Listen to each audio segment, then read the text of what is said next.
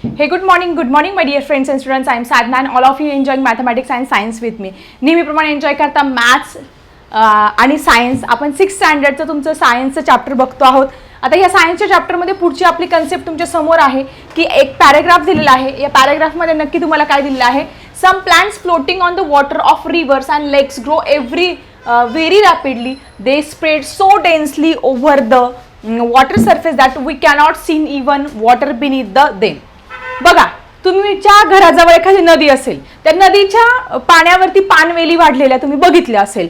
मग किंवा लोटस म्हणजे काय? कमळाची फुलं असतात. म्हणजे पाण्यामध्ये वाढणाऱ्या ज्या वनस्पती आहेत त्या इतक्या फास्टली ग्रो होत असतात. त्या पानवेली तुम्ही बघितलं असेल की पूर्ण पाण्याचा जो सरफेस आहे ते झाकून टाकतात. म्हणजे आपल्याला ते खालचं पाणी सुद्धा दिसत नाही, एवढी रॅपिडली ग्रोथ त्यांची होत असते. मग ती त्या वातावरणामध्ये का वाढू शकतात? Because it is suitable for their. ते वातावरण त्या पानवेलींसाठी उपयोगी आहे किंवा ते त्यांच्यासाठी अनुकूल आहे म्हणून त्या तिथे वाढत असतात. ठीक आहे. त्यानंतर बघा, wood plant like a lotus or aquatic grass grow in the soil. मग आता काय करायचं? एक प्रयोग करून बघायचा. हेच कमळाचं झाड जे आहे ना ते मातीत आणून लावायचं किंवा ह्याच पानवेली आहे ना त्या कुंडीत आणून लावायच्या. जगतील का रे तुमच्या? नाही. का जगणार नाही? कारण त्या तुमच्या लोटसला ते चिखल लागणार आहे, ते पाण्याचं वातावरण लागणार आहे. त्या पानवेलींना पण फक्त पाणथळ जागाच लागणार आहे. त्याच वातावरणामध्ये त्या ॲक्वॅटिक प्लांट्स ह्या ग्रो करू शकतात. तुम्ही कितीही कुंडीत आणून लावण्याचा प्रयत्न करा. साधी गोष्ट आहे, सफरचंदाचं झाड आणा बरं कुंडीमध्ये लावून आणि प्रयत्न करा बरं ते सफरचंदाच्या झाडाला प्रयोग करा. तुम्ही सफरचंदाच्या झाडाला किती दिवसांनी सफरचंद येतात? किती दिवस वाट बघितले तरी सफरचंद येणार नाही, कारण त्याला जम्मू काश्मीर सारखं थंड हवेचं ठिकाणच लागत असतं. अशा ठिकाणी सफरचंद वाढत असतात. म्हणजे हे काय असतं? ॲडॅप्टेशन. त्यांच्या बॉडीमध्ये त्या परिस्थितीनुसार झालेली ॲडॅप्टेशन, त्यांनी त्यांच्या बॉडीमध्ये चेंजेस केलेले असतात. येते लक्षात? Plant that grow in extremely cold or snowy region like the Himalayas survive in the desert. आता साधी गोष्ट आहे, खूप थंड हवेचा प्रदेश आहे. मग इथे तुम्हाला कुठले तुम्हाला स्नो लेपर्ड बघायला मिळेल किंवा तुम्हाला रेनडियर बघायला मिळेल. असे वेगवेगळे बर्फाळ प्रदेशामध्ये खूप सारे प्राणी तुम्हाला तिथे, सिल्वर फॉक्स आहे हे बघायला मिळतील. मग त्यानंतर तुम्हाला डेझर्ट रिजनमध्ये, वाळवंटामध्ये काय बघायला मिळेल रे? सगळ्यात महत्त्वाचं कॅमेल, उंट बघायला मिळेल. मग आता त्यांनी काय सांगितलंय की ह्या बर्फाळ प्रदेशामध्ये तुम्हाला स्नो लेपर्ड आहे किंवा पोलार बियर आहे की त्यांच्या अंगावरती असे दाट मऊ केस असतात. पेंग्विन आहे. हे जे ॲनिमल्स आहेत त्यांना डेझर्टमध्ये आणून ठेवायचं. जगतील का रे? नाही. थोड्या दिवस ते जगतील आणि मरून जातील, कारण त्यांच्या बॉडीमध्ये असं ॲडॅप्टेशन झालेलं आहे की ते त्या एन्व्हायरमेंटमध्ये जगू शकतात. नेचरमध्ये त्यांना ॲडॅप्टेशन असं झालं की त्यांच्या बॉडीवरती दाट केस असतात, त्यानंतर त्यांच्या बॉडीमध्ये चरबी असते की जेणेकरून त्या थंड हवेच्या प्रदेशामध्ये सुद्धा ते सर्व्हाइव्ह करू शकतात. तेच तुम्ही डेझर्टमध्ये आणा, डेझर्टमध्ये खूप उष्णता असते, ऊन असते, ह्या परिस्थितीमध्ये ते सर्व्हाइव्ह करू शकत नाही. ठीक आहे. मग आता ह्या सगळ्यांमधून आपल्याला काय सांगण्याचा प्रयत्न केला आहे? The environment that is convenient and favourable for a plants growth is called as a habitat. म्हणजे वनस्पतींच्या वाढीसाठी जे वातावरण फेवरेबल असतं, फेवरेबल म्हणजे काय? अनुकूल असतं. मग त्याला आपण त्याची हॅबिटेट म्हणत असतो. म्हणजे काय? ते त्याची हॅबिटेट म्हणजे आपला अधिवास म्हणत असतो. फॉर एक्झाम्पल, आपण जमिनीवर राहत असतो किंवा आपण पहिले जंगलात राहत होतो, नंतर घरं वगैरे बांधून राहायला लागलो, हा आपला अधिवास झाला. ठीक आहे. किंवा तुमचे जे ॲक्वॅटिक प्लांट्स आहेत त्यांचा अधिवास काय झाला? पाणी, ते तळं, जिथे त्या पाण्यात राहतात त्यांचा अधिवास झाला. मग प्रत्येक वनस्पतींचा काय असतो? हा अधिवास असतो. The habitat of the lotus plant is aquatic. मग तुम्हाला परीक्षेला प्रश्न विचारतील, अरे हॅबिटेट काय आहे लोटसचा? तुमच्या कमळाच्या फुलाचा अधिवास काय आहे? तुम्ही काय लिहिणार? तुम्ही इट इज ॲक्वॅटिक. ॲक्वॅटिक म्हणजे ते फक्त पाण्यातच वाढतं. On the other hand the habitat of plant like acacia and cactus. आता ॲकेशिया म्हणजे काय रे? तुम्ही सगळ्यांनी बघितली, बाभूळ, त्याला काटे असतात, ती बाभूळ. आणि कॅक्टस म्हणजे काय? तुमचं निवडुंगाचं झाड, ज्याला काटे असतात, की जे आपल्याला वाळवंटामध्ये बघायला मिळतं, कारण की तिथे खूप कमी पाणी असतं. या कमी पाण्यामध्ये जगणारे फक्त हेच प्लांट आहे, कारण त्यांच्या पाणी सगळ्यात महत्त्वाचं, त्यांना पानही नसतात, त्यांचं पानांचं काटात रूपांतर झालेलं असतं. त्यांची स्टेम जी आहे ती फ्लेशी असते. 6 महिने, वर्षभर, 2 वर्ष जरी पाऊस पडला नाही तरी ते तिथे सर्व्हाइव्ह करू शकतात असे plant, like acacia and cactus in arid म्हणजे काय, ते ड्राय ठिकाणी वाढू शकतात, meaning areas with little water or desert region. म्हणजे अशा प्रकारे ते डेझर्ट रिजन म्हणजे याचा हॅबिटेट काय झाला, अकेशिया आणि कॅक्टसचा डेझर्ट रिजन झाला, किंवा लिटल वॉटर रिजन जिथे कमी पाणी आहे तिथे सुद्धा तुम्हाला बाभूळ बघायला मिळेल, तुम्हाला कॅक्टस बघायला मिळणार आहे. Desert plant can not survive in snowy region likewise. जसं वाळवंटातला वनस्पती आहे, वाळवंटातल्या कोणत्या कोणत्या वनस्पती आहे, वाळवंटामध्ये तुम्हाला कॅक्टस बघायला मिळेल, ॲलोवेरा बघायला मिळेल, त्यानंतर तुमची अकेशिया बघायला मिळेल. हे सगळे आहे ते बर्फाळ प्रदेशामध्ये तुम्हाला बघायला मिळतील का, नाही. बर्फाळ प्रदेशामध्ये तुम्हाला असे कॉनिफर्स, कोन लाईक ट्रीज बघायला मिळतील, कारण हे कॉनिफर्स काय करत असतात, हे कॉनिफर्स त्यांचा आकार असा कोन शेप असतो, बर्फ त्याच्यावरतून पडल्यानंतर ते इझिली तो बर्फ स्लाइड होऊन जात असतो त्याच्यावरून, कोन शेप आकार असतो म्हणून त्याला कॉनिफर्स म्हणत असतात. आणि ते कितीही एक्स्ट्रीम स्नोफॉल झाला तरी हे कॉनिफर्स तिथे तुमचं पाईन आहे, स्प्रूस आहे, अशा पद्धतीच्या वनस्पती तुम्हाला बर्फाळ प्रदेशामध्ये म्हणजे स्नोई रिजनमध्ये बघायला मिळत असतात. मग आता त्या वनस्पती डेझर्टमध्ये आणल्या आणि लावल्या आणि प्रयत्न केला ग्रो करण्याचा, होणार आहे का, नाही. कारण त्यांना तेच सुटेबल होणार आहे, डेझर्ट रिजनच्या प्लांटला डेझर्ट रिजनचंच वातावरण सूट होणार आहे. A habitat is influenced by many factors such as soil type. मग आता हॅबिटेट कशावरती डिपेंड आहे, वाळवंटातली माती वेगळी, बर्फाळ प्रदेशातली माती वेगळी. तुम्ही असं साधं महाराष्ट्रभर जरी फिरले तर लाल माती तुम्हाला, सफेद रंगाची माती, चिकन माती, ब्लॅक कलरची माती, अशा वेगवेगळ्या प्रकारच्या माती बघायला मिळतील. टेम्परेचर प्रत्येक ठिकाणचं वेगळं असतं, टोटल ड्युरेशन ऑफ सनलाईट, प्रत्येक ठिकाणी किती वेळ सूर्यप्रकाश मिळत असतो त्याच्यावरून. आता बघा साधी गोष्ट आहे की तुमचं जे विषुववृत्तीय प्रदेश आहे तिथे 12ही महिने पाऊस पडत असतो, तिथे काय होत असतं, लंबरूप सूर्याची किरण, आणि तिथले जंगल इतके दाट असतात आणि खूप उंच उंच झाडं वाढत असतात. त्या मानाने तुमचे पोलार रिजन आहे म्हणजे तुमचं साऊथ आणि नॉर्थ पोलकडे जे रिजन आहे तिथले प्लांट्स त्याच्यामध्ये तुम्हाला डिफरन्स बघायला मिळेल. ठीक आहे. सो अशा पद्धतीने during the day and other living organism present in the vicinity, ह्या सगळ्यांचा परिणाम काय होत असतो, ह्या सगळ्यांच्या हॅबिटेटवरती होत असतात. यासाठी तुम्हाला इथे हे तुमच्या पुस्तकामध्ये दिलेलं आहे. आता एक छोटीशी ऍक्टिव्हिटी तुम्हाला करायला लावलेली आहे. ती ऍक्टिव्हिटी तुम्ही घरी तुमच्या किंवा तुमच्या क्लासरूममध्ये करायचं आहे. Everyone in the class should be ready to pen paper when the teacher taps a spoon on the table. Everyone write down the names of 15 animals. 3 मिनिटामध्ये 15 प्राण्यांची नावं लिहायची आहे. ही ऍक्टिव्हिटी आहे. टीचर ज्यावेळेस एक छडी मारतील, चला सुरू करा, 3 मिनिटात 15 प्राण्यांची नावं लिहायची आहेत. मग ही ऍक्टिव्हिटी तुमची क्लासरूममध्ये सुरू झालेली आहे. मग आता पुढे काय झालं बघा, ही ऍक्टिव्हिटी झाल्यानंतर once a comprehensive list in prepared on the blackboard, look for the answers of the following. मग काही विद्यार्थ्यांनी तेच नाव लिहिले असतात ॲनिमल्समध्ये, काऊ, बफेलो, नंतर टायगर, लायन वगैरे हे सगळं लिहिलेलं असतं. Which animals name were written, almost everyone, सगळ्यांना जे कॉमन माहिती असतात ते तर लिहितातच. पुढे think about how many legs each animals in list have. मग तुम्ही जे प्राणी लिहिलेले आहे त्यांना पाय किती आहे. काहींना 4 पाय असतात, बरोबर ना, काहींना 2 पाय असतात, काहींना पायच नसतात, काहींना पायच नसतात, असे सुद्धा प्राणी आहे. मग पाय नसणारे प्राणी कुठले रे, तुमचं स्नेक आहे, या स्नेकला पाय नसतात. असतात का पाय, नाही. तुमची काऊ आहे, 4 पाय आहे. तुमची बफेलो 4 पाय, टायगर, लायन 4 पाय असतात. तुमचे इन्सेक्ट्स असतात, बर्ड्स असतात, त्या पक्ष्यांना 2-2 पाय असतात, बरोबर ना. How many 4 leg animal did everyone remember. Which animal in the list have legs than 4 leg. कमी पाय असणारा एक जो इन्सेक्ट असतात त्यांना 6 पाय असतात. डास बघितलाय तुम्ही, मॉस्किटो बघितलाय, माशी बघितली, फ्लाईज बघितली, या सगळ्यांना किती असतात, 6 पाय असतात. येतं लक्षात. म्हणजे तुम्हाला किती प्राण्यांना पाय आहे हे सुद्धा माहिती पाहिजे. मग आता पुढे काय झालं बघा, ही सगळी ऍक्टिव्हिटी करता करता एक गंमत झाली. काय गंमत झाली बघा, ही गंमत तुम्हाला तुमच्या पुस्तकामध्ये दिलेली आहे. Ramesh was reading his list. रमेशने नावं लिहिले सगळे. Where he said crow, everyone is class laugh. त्यांनी सांगितलं क्रो इज अ ॲनिमल. त्यांनी लिहिलं 15 प्राण्यांच्या मध्ये कावळा हा प्राणी आहे. सगळे विद्यार्थी वर्गातले हसायला लागले. हे क्रो इज अ बर्ड. बाकीचे विद्यार्थी म्हणायला लागले, अरे तुला कळतं का, अक्कल आहे का तुला, की कावळा हा तर पक्षी आहे, तू प्राणी कसा म्हणतोय.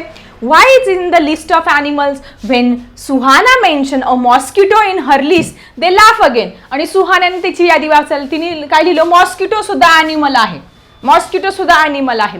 That's an insect not an animal. What do you think. तुम्हाला काय वाटतं? येस, बरोबर आहे. सगळा वर्ग जरी हसत असला तरी त्यांचं म्हणणं बरोबर नाही. अरे मॉस्किटो म्हणजे छोटा कीटक आहे, कीटक हा ॲनिमल आहे. क्रो पक्षी आहे, पण तो कावळा जो आहे तो ॲनिमल मध्येच मोडणार आहे ना. कारण की मेजर दोन आहेत, दोन तुमचे जे कॅटेगरीमध्ये डिव्हाइड केलेलं आहे, प्लांट्स अँड ॲनिमल्स. मग तुमच्या कावळ्याला तुम्ही थोडं प्लांट्समध्ये टाकणार आहे, तुमच्या मॉस्किटोला थोडं तुम्ही प्लांट्समध्ये टाकणार आहे. ह्या दोन कॅटेगरी आहे. सो तुम्ही टाकणार त्याला ॲनिमल्समध्ये. क्रो जरी असेल आणि मॉस्किटो जरी असेल तरी तुम्ही त्याला त्याच कॅटेगरीमध्ये टाकणार आहात. पुढे बघा, पुढे काय झालं? Looking at names of the board you will realize when most people think about they only think 4 leg animal. मग प्रत्येक जण विचार करत असतं ॲनिमल्स म्हणजे काय, ज्याला 4 पाय असतात. बफेलो, काऊ, डॉग, एलिफंट, टायगर, लायन, याचाच विचार करणारे सगळेजण. Name like. मग पण बाकीचे लोक विचार करणार नाही, अरे बॅट म्हणजे वटवाघूळ कशामध्ये येईल रे. तुमचं कॉक्रोच आहे, कॉक्रोचला किती पाय असतात लिहा मला कमेंट सेक्शन मध्ये. त्यानंतर अर्थवर्म, गांडूळ, ओ माय गॉड, गांडुळाला पाय असतात का रे? गांडुळाला पाय असतात, लिहा मला कमेंट सेक्शन मध्ये. टर्माइट म्हणजे काय, तुमची गोचिड. हे सगळे जे आहेत हे कशामध्ये येणार आहे? हे इन्सेक्ट आहे, हे सुद्धा तुमचे ॲनिमल्स मध्ये येणार आहे. Actually all these are animals. Plants are the 2 major groups living organism. जे लिव्हिंग ऑर्गॅनिझम आहे, मग तुम्हाला पेपरच्या दृष्टीने खूप महत्वाचं आहे की living organisms are classified into 2 major categories. जे लिव्हिंग ऑर्गॅनिझम आहे त्यांना 2 कॅटेगरीजमध्ये डिवाइड केलं. पहिली कॅटेगरी म्हणजे सगळे प्लांट्स, जगातल्या सगळ्या वनस्पती त्याच्यामध्ये येणार. आणि ॲनिमल्स म्हणजे तुमचे बर्ड्स येणार, फिशेस येणार, रेप्टाईल्स येणार, तुमचे इन्सेक्ट येणार. सगळे प्राणी तुमचे ॲनिमल्समध्ये. ह्या 2 मेजर कॅटेगरीज आहेत. मग मायक्रोब्स सुद्धा येणार आहे. मायक्रोब्स इन रिव्हर ऑर लेक म्हणजे तुमची नदी आहे, तळं आहे, याच्यातले छोटे छोटे सूक्ष्मजीव आहे. मासे आहे, माशांचे प्रकार आहे. हे सुद्धा टायनी इन्सेक्ट, बर्ड्स, रेप्टाईल्स म्हणजे सरपटणार आहे, तुमचा स्नेक आहे, क्रोकोडाईल आहे, तुमचा अर्थवर्म आहे. हे सगळे सुद्धा ॲनिमल्समध्ये येणार आहे. While there are different between them, they are similarities too. त्यांच्यामध्ये वेगवेगळे फरक पण आहे आणि सिमिलॅरिटीज म्हणजे सारखेपणा पण आहे. We have seen some animals, we know some animals even though they don't live in our local environment. आपण बघतो की आपल्या लोकल एन्व्हायरमेंटमध्ये काही ॲनिमल्स आपल्याला बघायला मिळत नाही. We know about giraffe. आता जिराफ तुमच्या एरियामध्ये तुम्हाला बघायला मिळतो का? तरी पण आपण काय म्हणतो, giraffe is an animal. Kangaroo ऑस्ट्रेलियामध्ये बघायला मिळतो आपला कंगारू, तरी आपण काय म्हणतो, kangaroo is an animal. Ostrich म्हणजे काय, शहामृग की ज्याचं अंड सगळ्यात मोठं असतं. हा पण काय आहे, बर्ड आहे, ॲनिमल मध्येच येणार तो. But they are not found everywhere. सगळीकडे बघायला मिळणार का तुमचा जिराफ जे आहे ते सगळे जे दाट जंगलं वगैरे आहे आफ्रिका रिजनमध्ये. कंगारू आहे ते ऑस्ट्रेलियामध्ये, ऑस्ट्रिच विशिष्ट वेगवेगळ्या ठिकाणी बघायला मिळतात. Only the animal that can adapt to the surrounding environment are found in particular region. मग आता बर्फाळ प्रदेशामध्ये जे स्वतःच्या बॉडीमध्ये त्या पद्धतीने अडॅप्टेशन करू शकतात आणि जगू शकतात तेच आढळणार. वाळवंटामध्ये गेले उंटच आढळणार. अशा पद्धतीने तुम्हाला हे अडॅप्टेशन बघायला मिळालं. पुढे बघा, bears in the snowy Himalaya region live there by adapting to the local conditions, available food and cold. आता तुम्ही अस्वल बघितलं आहे, 2 प्रकारचे अस्वल. आपल्या रिजनमध्ये असणारं, आपल्या इंडियामध्ये असणारं असं अस्वल आणि बर्फाळ प्रदेशामध्ये पोलार रिजन, नॉर्थ आणि साऊथ पोलच्या रिजनमध्ये असणारं जे अस्वल आहे. मग ह्या दोघांमध्ये काय फरक आहे? येस, ते अस्वल आपल्याकडे आणलं आणि आपलं अस्वल त्यांच्याकडे नेऊन टाकलं. जगेल का? नाही. कारण ते पोलार बियर किंवा जे स्नो बियर असतं त्याने त्याच्या बॉडीमध्ये अडॅप्टेशन केलेलं असतं. त्याच्या बॉडीमध्ये काय असतं, जाड वरतून कातडी असतं, म्हणजे फोर लाईक लेअर असतो. त्या कितीही बर्फवृष्टी झाली तर तो जिवंत राहू शकतो. त्याच्या बॉडीमध्ये चरबी असते, ती त्याने उड्या मारले की ती वितळते, मग ती उष्णता निर्माण होत असते, मग त्या थंडीपासून त्याचं संरक्षण होत असतं. या सगळ्या गोष्टी त्या पोलार बियरच्या बाबतीत घडत असतात.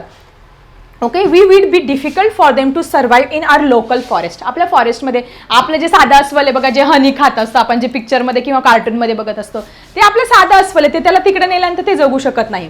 The same applies of to giraffe, kangaroos, ostrich. The environment where an animal can live comfortably in its habit. त्याला सुटेबल होईल अशाच ठिकाणी तो राहतो जिथे अडॅप्टेशन केलेलं आहे त्या पद्धतीने. जसं वाळवंटात उंट राहतो. The desert is the habitat for the camels.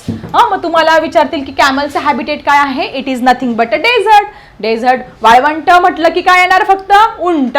While the areas near large water bodies are the habitat for the crocodile and alligators. आता क्रोकोडाईल सगळ्यांना माहिती, मगरमच्छ, अलिगेटर, मगर आणि सुसर. या 2 प्रकारच्या आहेत बरं का, ह्या बहिणी बहिणी आहे. ह्या जिथे पाणी आहे, दाट अशी झाडं आहे, अशा ठिकाणी तुम्हाला ह्या क्रोकोडाईल आणि ॲलिगेटर्स. मग तुम्हाला त्याचा हॅबिटेट विचारल्यानंतर काय लिहिणार तुम्ही? In the large water body, जिथे जास्त पाणी आहे, असं तुम्हाला मगर आणि सुसर बघायला मिळणार आहे. ठीक आहे. The habitat of the different animal depend on the local temperature, टेम्परेचरवरती डिपेंड आहे. अवेलेबल फूड, त्यांना अन्न पाहिजे. Other animal that are in the area. So अशा पद्धतीने तुम्हाला खूप छान इथे माहिती दिलेली आहे. आता एक छोटासा पॉइंट राहिलेला आहे. तो पॉइंट झाला की आपलं लेसन पण इथे संपणार आहे आणि मग आपण लवकरच एक्सरसाइज पण घेणार आहोत. तर पहिला पॉइंट आहे that is some habitat of animal found there. Some animals are called as a terrestrial animal. आता सगळ्यात पहिले बघायचं आहे टेरेस्ट्रियल ॲनिमल म्हणजे भूचर प्राणी. व्हेरी सिंपल डेफिनेशन आहे. भू म्हणजे जमीन. भू म्हणजे काय? जमीन. जे जमिनीवर राहतात. चर म्हणजे ॲनिमल्स, जे जमिनीवर राहतात मोस्ट ऑफ द टाइम, त्याला आपण भूचर असं म्हणत असतो. काय म्हणत असतो? भूचर. All animals that live on land, जे जमिनीवर राहतात त्याला आपण टेरेस्ट्रियल ॲनिमल म्हणत असतो. मग आता many animals around live on land. You can think of many animal like कुठले कुठले ॲनिमल्स आहे सांगा जमिनीवर राहणारे? तुमच्या आजूबाजूला टायगर आहे तुमचा, ठीक आहे, लायन आहे, गोट, फॉक्स, काऊ, बफेलो, त्यानंतर एवढेच आहे का नाही, माईस म्हणजे उंदीर, बँडिक्यूट्स, श्र्यूज. अरे बँडिक्यूट्स आणि श्रूज म्हणजे काय? हे नवीनच आलेलं आहे. बँडिक्यूट्स आणि श्रूज तुम्ही बघितलं आहे, पण तुम्हाला हे नाव माहिती नाहीये. तुमच्या घरात घुस माहिती का? घुस उंदरापेक्षा मोठा ॲनिमल असतो की जी जमीन पोखरण्याचं काम करत असतं, त्याला आपण बँडिक्यूट्स म्हणत असतो. आणि श्रूज म्हणजे चिचुंद्री. चिचुंद्री माहिती का? असा आवाज करत असते, ते सुद्धा काय आहे? रॅबिट. हे सगळे काय करतात? बरोज होल करत असतात, पोखरत असतात जमिनी, त्या होलमध्ये जाऊन राहत असतात. हे सुद्धा जमिनीत राहत असतात, जमिनीमध्ये होल करून राहत असतात. याला सुद्धा आपण टेरेस्ट्रियल ॲनिमल म्हणणार आहोत. ठीक आहे. इन द मराठी भू मीन्स लँड, त्यांनी त्याची फोड करून दिलेली आहे. चर मीन्स हू मूव्स, जे जमिनीवरती मूव्ह करतात त्याला आपण भूचर म्हणत असतो. Hence those who move on land are भूचर. These animals in various way such as walking. मग आता जमिनीवर काय करतात? ते वॉकिंग करतात, रनिंग करतात, जम्पिंग करत असतात. माकड बघा उड्या मारत असतं, बरोबर आहे ना? कुत्रा तुमचा पळत असतो, तुमचा पॅन्थर पळत असतो. ह्या सगळ्या ॲक्टिव्हिटी हे टेरेस्ट्रियल ॲनिमल करत असतात. ठीक आहे. त्यानंतर पुढे म्हणजे पहिलं काय शिकलो आपण? टेरेस्ट्रियल ॲनिमल, जमिनीवर राहणारे. त्यांची डेफिनेशन लक्षात ठेवायची. त्याचे खूप सारे एक्झाम्पल्स तुम्हाला डायरेक्ट तुमच्या मनाने लिहिता येईल. पुढे बघायचं आहे some animals live in water. फक्त ते पाण्यातच राहू शकतात भाऊ, बाहेर आणलं की मरतात. कोण? आपले मासे. त्या माशांना सांगितलं अरे बाहेरचं जग खूप भारी आहे, तू बाहेर जरा येऊन बघ, किती मज्जा येते, असं तसं. असं करून एका मुलाने त्या माशाला बाहेर आणण्याचा प्रयत्न केला. बिचारा मासा बाहेर आला, तडफडला आणि मरून गेला. का? असं का झालं? कारण तो जो फिश आहे तो पाण्यात विरघळलेला ऑक्सिजनच फक्त ब्रीथ करू शकतो. त्याला बाहेरचा ऑक्सिजन चालत नाही आपल्यासारखा. आपण कसं बाहेरचा ऑक्सिजन घेत असतो, जिवंत राहत असतो, तसं नाही. त्याला गिल्स असतात. त्या गिल्सने काय करत असतो? तो फक्त पाण्यात विरघळलेला ऑक्सिजन ब्रिदिंगसाठी वापरू शकतो. त्याच्यामुळे त्याला बाहेर चालणार नाही. बाहेर त्याला तुम्ही सोन्याची लंका जरी दिली तरी तो फिश जगू शकत नाही. ठीक आहे. Fish spend their entire lives in the water. Water में ही रहता है वो. They swim using the fins and tails. त्याला फिन्स असतात आणि टेल्स असतात आणि त्याने तो स्विमिंग करत असतो. They take oxygen dissolve in the water. पाण्यात विरघळलेला ऑक्सिजन घेतो थ्रू गिल्स. त्याचे गिल्स असतात, त्या कल्ल्यांद्वारे तो ऑक्सिजन घेत असतो. They cannot take oxygen from the air directly. आपण जसं नाकाने हवा घेतो, हवेतला ऑक्सिजन घेत असतो, तसं तो घेऊ शकत नाही.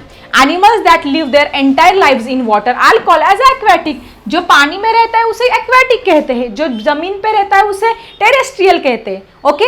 The animals who lives entire lives in the water is called as aquatic. Some animals spend one stage of their entire life in water and other can live on both. पण असे पण काही प्राणी आहे की जे जमिनीवर पण राहतात, पाण्यात. फ्रॉग, बेडूक बघा, पण सुरुवातीचे जे त्याचे स्टेजेस आहे आपण पहिल्या लेसन मध्ये बघितलं, तो पाण्यातच राहू शकतो, जमिनीवर नाही राहू शकत. नंतर त्याची जेव्हा ग्रोथ होती फ्रॉगची, मग तो जमिनीत पण राहतो आणि पाण्यात पण राहतो. मग काही ॲनिमल जमिनीवर पण राहतात, पाण्यात पण राहतात. त्यांना काय म्हणतो आपण? उभयचर. amphibian म्हणत असतो. Both live on land and water, so they are called as the amphibian. मासे amphibian कुठले आहे? क्रोकोडाइल आहे, एलिगेटर आहे, तुमचा फ्रॉग आहे.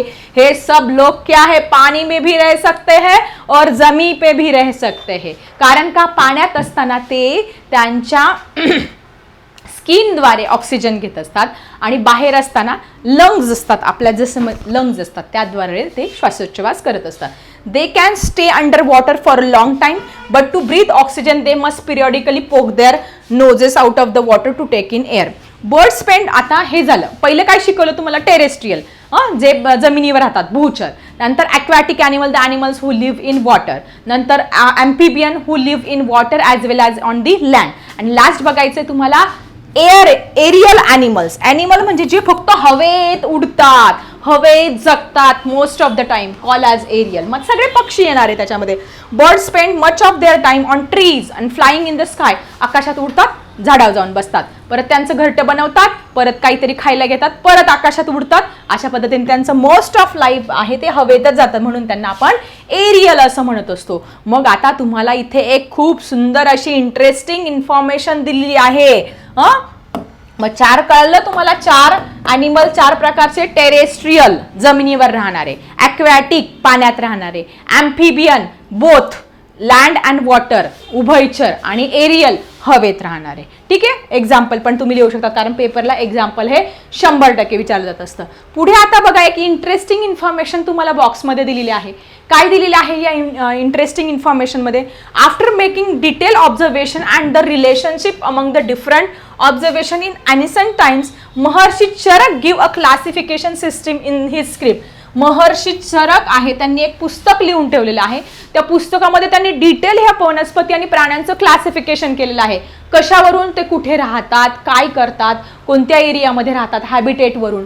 मग त्यांनी काय सांगितलं? चरक संहिता. मग तुम्हाला पेपरला प्रश्न विचारला जाऊ शकतो की महर्षी चरक यांनी कुठलं पुस्तक लिहिलं आहे? चरक संहिता नावाचं पुस्तक त्यांनी लिहिलेलं आहे. He has described classify of animals and their characteristics not only based on their animal living on the land but also those living under the ground. त्यांनी काय सांगितलं? जे जमिनी खाली राहतात, जमिनीवर राहतात, त्याला भूचर म्हणतात. बट लिव्हिंग अंडरग्राउंड, बिलाशिया, बिलाशिया नाव दिलं त्यांनी, की जे जमिनीच्या खाली राहतात त्यांना बिलाशिया नाव दिलं. लिव्हिंग ऑन ड्राय लँड्स, जिथे कोरडी जमीन आहे, अशा कोरड्या जमिनीवर जे राहतात त्यांना धन्वंचरा असं नाव दिलं. नंतर वाईल्ड बफेलोज, आपल्या साध्या म्हशी आहे, पण जंगलात राहणाऱ्या ज्या म्हशी आहे, लिव्हिंग मडी वेटलँड्स, त्यांना पूर्ण ते चिखलात राहतात, त्यांना ती बाहेरची उष्णता सहन होत नाही. त्या जंगली ज्या म्हशी आहेत त्या पूर्ण त्यांना चिखल वगैरे लागतो, मडी वेटलँड, त्याला अनूप असं नाव दिलं. कोणी? ह्या महर्षी चरक यांनी. Living on branches of the tree, जे फक्त त्या ब्रांचेसवरती राहतात, म्हणजे फांद्यांवरती, त्यांना शाखद असं नाव दिलं. म्हणजे तुमचा माकड आहे, त्याला शाखदच म्हणणार तुम्ही. Animals like fish living in water is वर्शिया, जे पाण्यात राहतात त्यांना वर्षा नाव दिलं. Birds like swans floating on the surface of the water, जो स्वॅन्स आहे, राजहंस आहे, ते पाण्यावरती असे काय करत असतात? तरंगत असतात. बदक आहे, त्यांना काय नाव दिलं? मग आता बघा, वारीचरा नाव दिलं. And animals living in caves, जे गुहेमध्ये राहतात त्याला गुहाशिया नाव दिलं. म्हणजे अगदी डिटेलमध्ये त्यांनी क्लासिफिकेशन केलेले ॲनिमल्सला, गुहेत राहणारे, पाण्यात राहणारे, नंतर तुमच्या वाईल्ड बफेलोज आहे, इतकं डिटेल त्यांनी चरक संहितेमध्ये लिहून ठेवलं. कोणी? महर्षी चरक यांनी. ठीक आहे. नंतर आता बघा, इथे छान तुम्हाला 2 प्रकारचे उंट दिलेले आहे आणि तुम्हाला त्याचं काय करायचंय? क्लासिफिकेशन करायचंय. Do the elephants in the India look the same in the elephant from the African jungles? Are bears in snowy regions? बघा, प्रश्न दिलेला आहे. आता हे 2 प्रकारचे उंट आहे.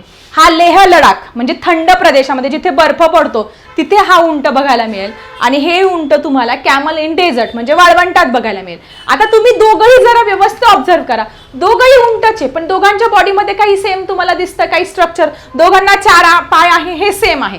पण तुम्ही बघा, desert animals have long legs. हा तुमचा जो उंट आहे, कुठला? आपल्या वाळवंटामधला जो उंट आहे, त्याचे पाय बघा तुम्ही, अगदी लांब लांब पाय आहे. तसे याचे पाय जे आहेत, या पायांची लेंथ जी आहे ती छोटी आहे. कोणापेक्षा? या डेझर्ट रिजनपेक्षा. का? तर वाळवंटामध्ये तुमची वाळू असते, मग त्या वाळूपासून ह्या उंटाचं संरक्षण व्हावं म्हणून त्याचे पाय लांब लांब असतात. जमिनीपासून लांब असतात. This keeps their body high above the hot sand, preventing their bellies from getting burn by the heat. त्यांची जी बेली आहे, त्यांची जी बॉडी आहे ती हीट पासून जळू नये म्हणून त्यांचे पाय काय असतात, वाळवंटातल्या उंटांचे लांब लांब असतात. बघा डिफरन्स कसा दिलाय. In the contrast camels in the snowy region like Leh Ladakh, Leh लडाखमध्ये तुम्हाला अशा प्रकारचे उंट बघायला मिळतील. बघा हॅव शॉर्टर लेग्स, यांच्यापेक्षा यांचे पाय काय आहेत, छोटे छोटे आहेत. देअर फीट आर ब्रॉडर, ते थोडे जाड जाड आहे. यांचे बघा असे बारीक निमुळते पाय आहे, यांचे जाड आहे आणि त्याच्यावरती तुम्हाला असे जाड फर लाईक हेअर. का तिथे बर्फाळ प्रदेश आहे, बर्फापासून संरक्षण व्हावं, थंडीपासून संरक्षण व्हावं म्हणून दाट असं आवरण असतं त्यांच्या पायांवरती आणि त्यांच्या बॉडीवरती बघा डायरेक्ट फर लाईक आवरण आहे. ठीक आहे. Their feet are broader which allow them to walk easily through the snow, बर्फामधून त्यांचे पाय सटकू नये म्हणून त्यांचा खाली पायाचा तळवा काय असतो, ब्रॉड असतो. Okay. The thick hair on their necks and bodies keeps them warm and prevent accumulation of the snow on them. मग आता हे सगळ्यांमुळे बर्फ साचत नाही, बर्फ इझिली स्लाइड होऊन जात असतो त्यांच्या बॉडीमधून आणि बॉडीच्या पडला तरी नंतर त्यांच्या अंगावरती जे फर असतं त्या फरमुळे त्यांचं थंडीपासून संरक्षण होत असतं. म्हणजे हा डिफरन्स आहे camel in Leh Ladakh and camel in the desert. पुढे बघा, river and lake water contains particles of soil and dried leaves. To prevent these particles from the entering their eyes fish have transfer. अजून एक interesting माहिती दिलेली आहे की तुमचा जो मासा आहे त्या माशाचे डोळे तुम्ही बघितलेत का? बघितले असेल तर कमेंट सेक्शनमध्ये लिहा. त्यांचे डोळे कसे असतात माहिती तुम्हाला? ट्रान्सपरंट डोळे असतात त्यांचे, अगदी पाण्यासारखे असतात. मग त्यांचे डोळे ट्रान्सपरंट का असतात? कारण पाण्यामध्ये काय असतो, काळी कचरा असतो, वाळलेली पानं असतात, चिखल असतो, ते सगळे बघा. To prevent this particle from entering there, ते डायरेक्ट त्यांच्या डोळ्यामध्ये जाऊ नये. मग ट्रान्सपरंट मेम्ब्रेन असते, त्याला निक्टी टेकिंग मेम्ब्रेन म्हणतात. ओव्हर देअर आईज, त्यांच्या आईजवरती काय असते, अशी ट्रान्सपरंट मेम्ब्रेन असते. कोणाच्या? फिशेसच्या. ओके. सो अशा पद्धतीने हा लेसन आपला संपलेला आहे. So finally diversity in living organism हा लेसन संपलेला आहे. याचा एक्सरसाइज लवकरच तुमच्यासाठी घेऊन येत आहे आपल्या पुढच्या लेसनमध्ये, पुढच्या व्हिडिओमध्ये. आता मी थांबते. Bye everyone.